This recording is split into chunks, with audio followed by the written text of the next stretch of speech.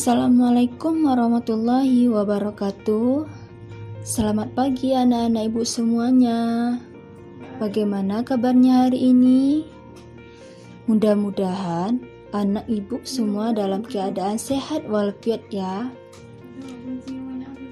Apakah masih bisa mengikuti proses pembelajaran kita sampai sekarang ini?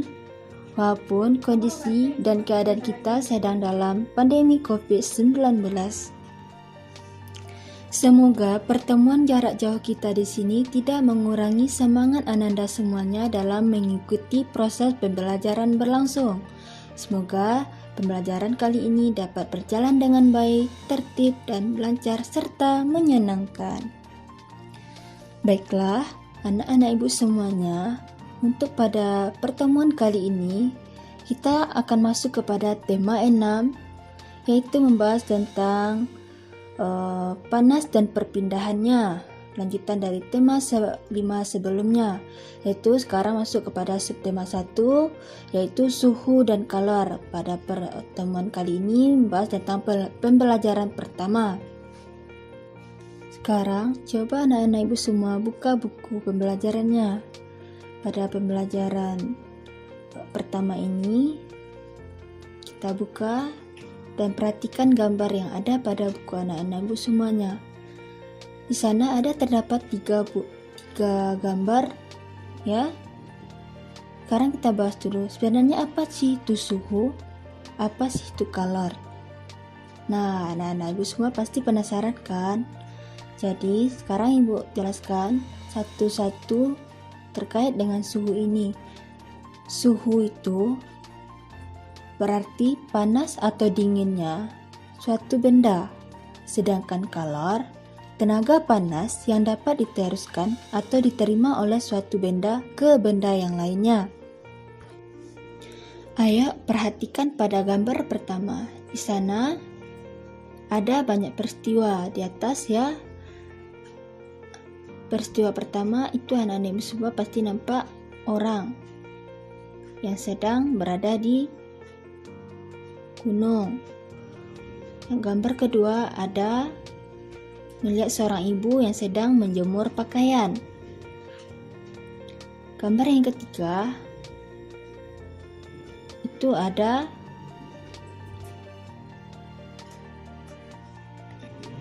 panci yang berisi air dimasukkan, ditutup, lalu mendidih ketika berada di atas kompor yang menyala. Perhatikanlah gambar-gambar peristiwa yang ada pada buku gambar anak-anak ibu semuanya. Di sini juga ibu telah lampirkan gambar tersebut ya. Gambar kegiatan manakah yang paling sering Ananda semua lihat dalam kehidupan sehari-hari Ananda? Apakah persamaan semua gambar tersebut? Ya, semua gambar di atas berhubungan dengan kalor atau energi panas. Tahukah Ananda semua sumber energi panas apa saja yang ada pada gambar tersebut? Nah, tadi sudah ibu jawab ya. Ya, di sana ada api, ada matahari. Pada yang gambar pertama itu ada gak tubuh manusia ya? Apakah tubuh manusia mengeluarkan energi panas juga anak-anak ibu semua? Bagaimanakah cara mengukur energi panas? Nah, sekarang coba kita simak bacaan selanjutnya. Ada baca buku tes bacaan yang telah ibu lampirkan, atau bisa juga lihat di buku bacaannya ya. Pada halaman selanjutnya, di sana ada tes bacaan yang berjudul tentang sumber energi panas. Ibu berikan waktu sekitar 5 menit untuk membaca buku tes bacaan yang berjudul tentang sumber energi panas. Setelah mencermati kembali bacaan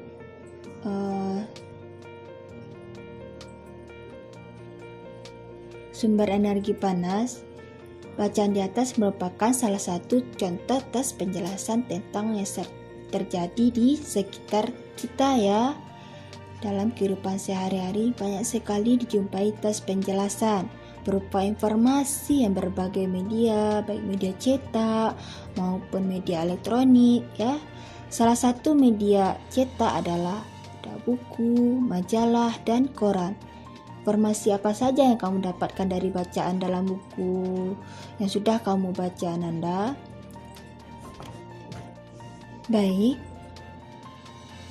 Ibu berikan dalam beberapa pertanyaan, yaitu setelah Ananda semua sudah membaca tes bacaan tersebut, apa yang dimaksud dengan sumber energi panas? Oke, untuk yang pertanyaan kedua, sebutkan paling sedikit 2 sumber energi panas yang kamu ketahui. Ya, untuk pertanyaan ketiga, apa saja manfaat yang didapatkan makhluk hidup dari matahari?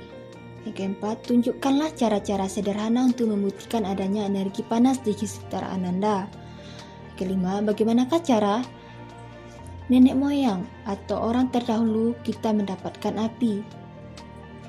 Pertanyaan keenam, mengapa api sangat penting dalam kehidupan manusia?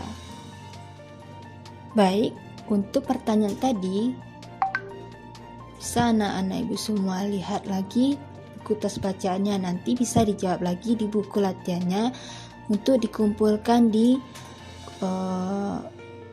WA grup kita ya. Nanti bisa dibantu oleh orang tuanya mengirimkannya, boleh diketik, boleh ditulis tangan lalu difoto jawabannya ya, sesuai dengan jawaban Anda sendiri.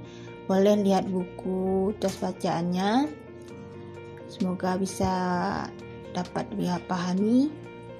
Mohon nanti bimbingan juga oleh orang tuanya.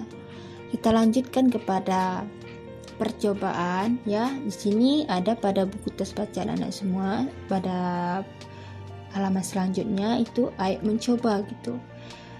Jadi di sini Ibu mau anak-anak Ibu semua melakukan percobaan. Kita baca dulu perintah dari soal, langkah-langkah untuk selanjutnya. Oke, kita simak dulu. Matahari merupakan salah satu energi panas yang paling besar di muka bumi. Energi panas matahari dapat menyebabkan peristiwa perubahan yang ada di alam. Mudah kita lihat dan mudah kita amati.